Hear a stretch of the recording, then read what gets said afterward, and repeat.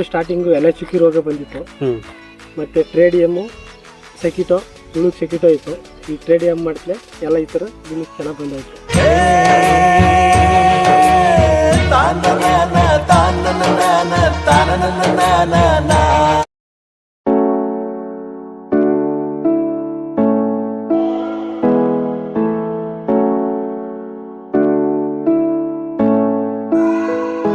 Sir, ನಮ್ಮ ಹೆಸರು ರವಿ ಅಂತ.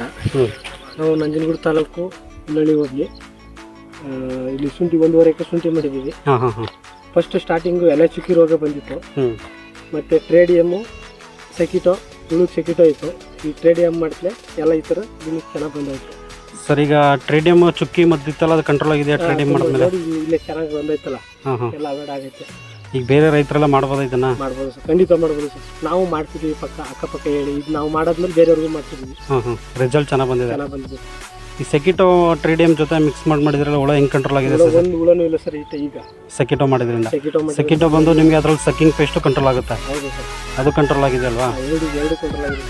ಸರಿ ಸರ್, ಬೇರೆ ರೈತರು ಹೇಳಿ ಮಾಡೋಕ್ಕೆ ಚೆನ್ನಾಗಿದೆ. ಮಾಡಿಸ್ತಾ ಇದ್ದೀವಿ ಅಕ್ಕಪಕ್ಕ ಎಲ್ಲ, ಇವಾಗ ಅದನ್ನೇ ರೆಡಿ ಮಾಡ್ತಾ ಇದ್ದೀವಿ. ಸರಿ, okay sir, thank you sir.